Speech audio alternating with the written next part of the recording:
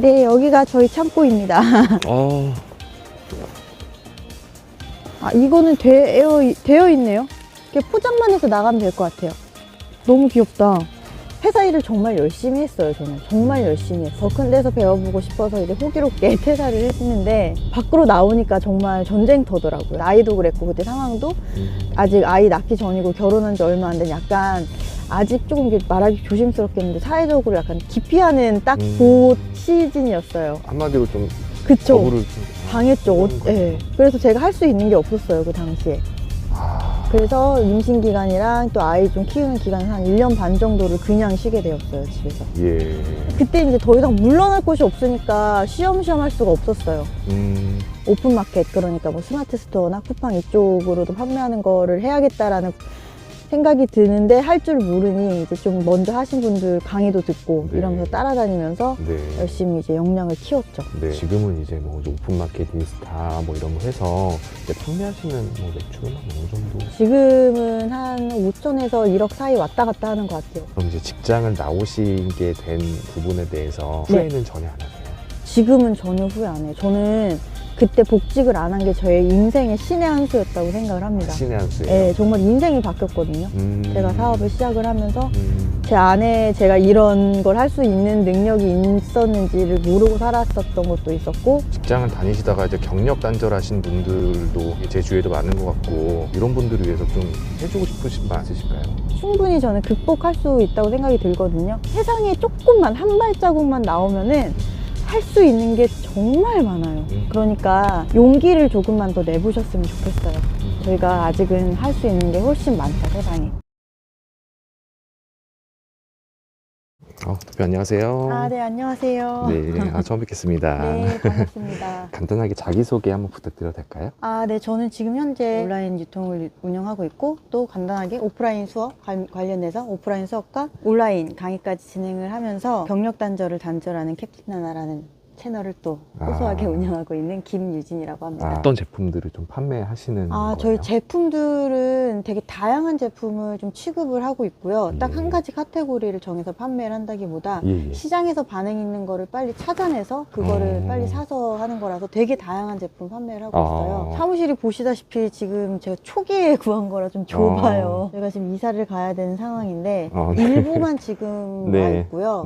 더 많은 상품들은 또 제가 창고가 또 따로 있어서 거기에서 많이 나가야 되는 상품들을 이제 거기서 물류 작업을 하고 있습니다. 제가 오늘 창고를 좀 가봐야 될 것 같아서. 창고로 가보셔야 돼요? 같이 창고 가시면 가보시면 어떤 뭐 일 하시려고 가시는 거예요? 물류를 하고 계신 분이 한 분이 맡아서 해주시는데, 가끔 이제 물류가 나가야 되는 날짜에 맞춰서 몰린다거나 뭔가 좀 너무 많이 어쨌든 일이 몰렸을 때는 저희가 하루씩 일하시는 분들 더 구하기도 하시거나, 아니면 제가 가서 좀 더 일을 좀 거들어 드리기도 하고, 아니면 저도 가끔 가서 점검을 해야 되기 때문에 종종 들리는 편이에요.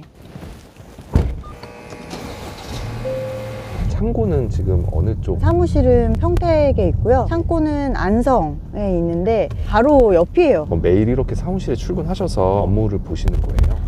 제가 강의는 또 천안에 강의실이 있어요. 어떤 강의 하시는 거예요? 이런 온라인 사업을 제가 하고 있고, 저도 이제 어느 정도 이제 저의 노하우가 쌓였잖아요. 네네네. 그 노하우를 가지고 온라인 사업을 시작해보고 싶으신 분들한테 가르쳐 드리는 거예요. 지금은 제가 강의를 하고 있는 게 이제 뭐 구매대행 강의를 하고 있고요. 그리고 이제 쿠팡 관련된 강의도 하고 있고, 인스타마켓도 이렇게 강의를 하고 있고, 천안에서는 구매대행이랑 쿠팡 관련된 강의를 하고 있습니다. 강의 있는 날은 천안에 가고, 없는 날은 사무실에 있다가 창고에 이제 일 있으면 왔다 갔다 하고, 이런 식으로 좀 일주일을 보내는 것 같아요. 처음에는 이 스마트 스토어로 이제 시작을 하신 거예요? 맨 처음에는 인스타로 시작을 했어요. 저는 아무것도 몰랐고 스마트 스토어에서 판매를 할 수 있는지도 몰랐어요. 그래가지고 그냥 주변에서 요즘 인스타로 공구로 돈 번댄다 이런 얘기만 듣고 그냥 무작정 시작을 한 거였거든요. 그렇게 하다가 이제 확장을 시킨 거죠, 다른 쪽으로.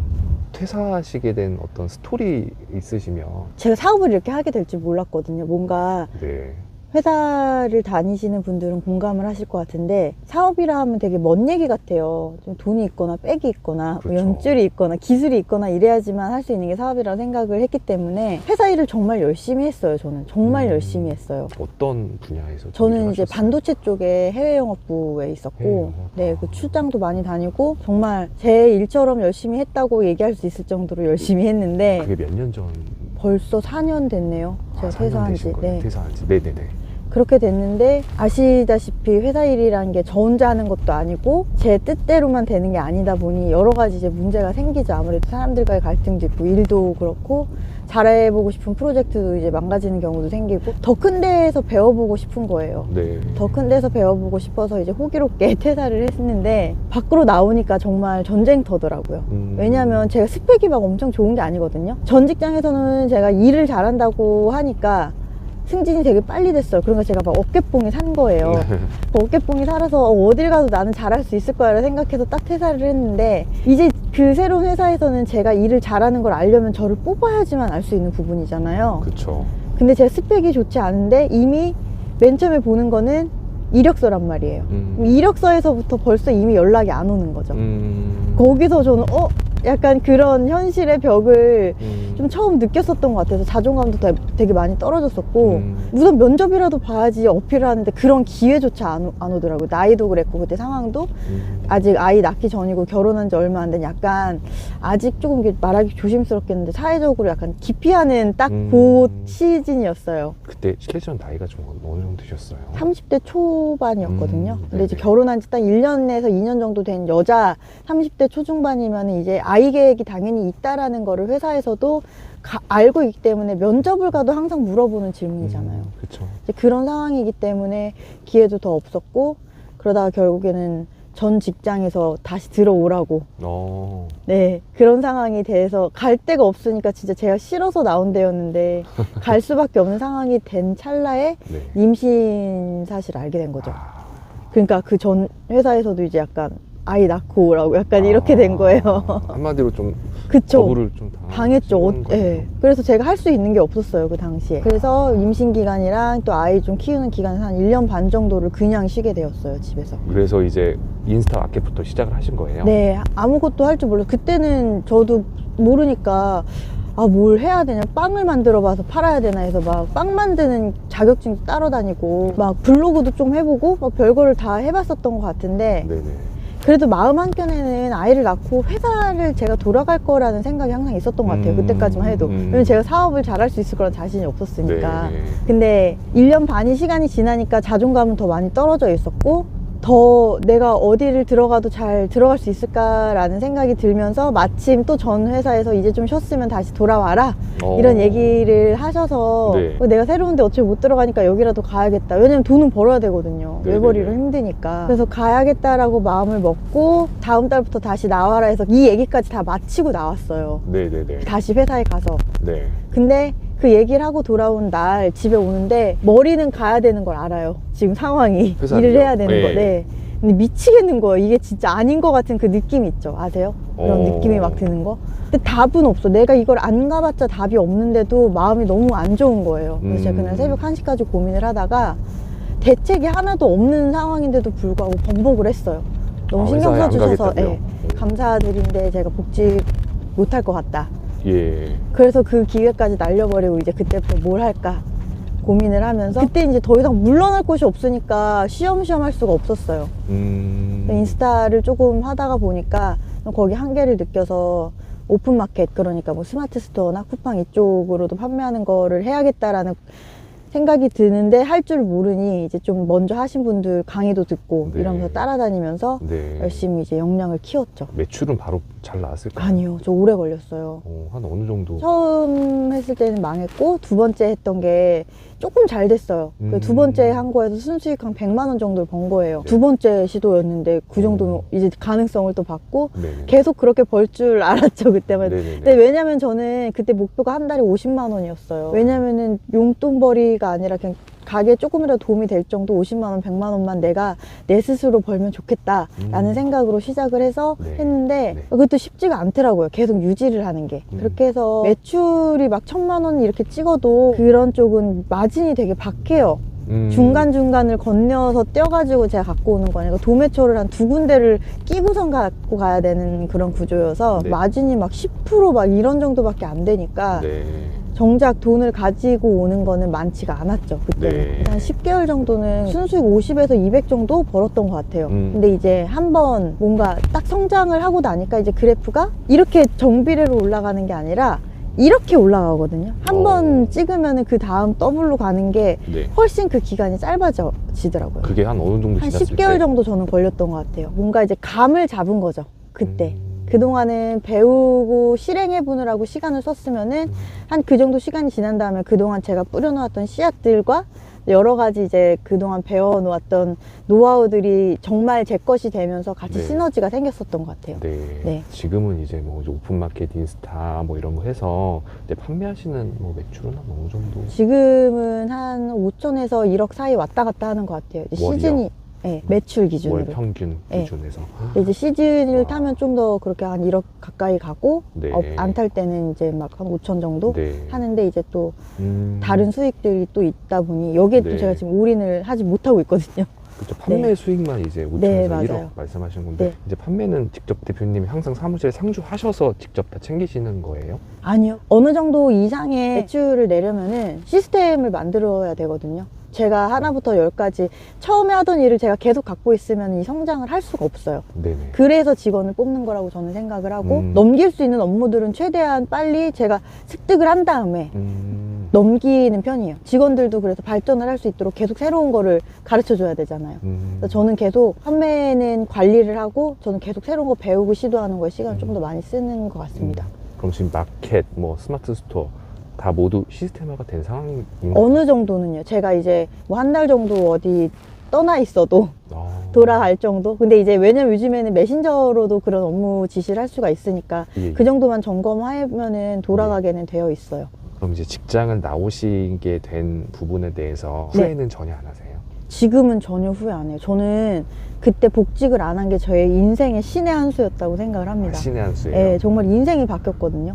제가 사업을 시작을 하면서 제 안에 제가 이런 걸 할 수 있는 능력이 있었는지를 모르고 살았었던 것도 있었고 저는 제가 사업을 할 수 있는 사람이라고 전혀 생각하지 못했어요. 그래서 저는 시키는 일을 하는 게 더 좋았거든요. 아, 근데 시키는 일을 잘하는 게 좋았어요. 완전히 바뀌신 거네요. 네, 지금도 남이 시키는 일 하고 싶을 때 있거든요. 지금은 다 제가 시켜야 되고 네. 뭐든지 다 제가 결정을 해야 되기 때문에 어려운 순간들이 많긴 하지만 네네.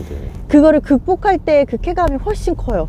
어... 그걸 알고 나니까 잘했다 이런 생각이 많이 들고 저는 다시 처음으로 돌아가도 사업을 할 것 같아요. 이렇게 사업을 하시니까 좋은 점이 좀 뭐가 있으세요?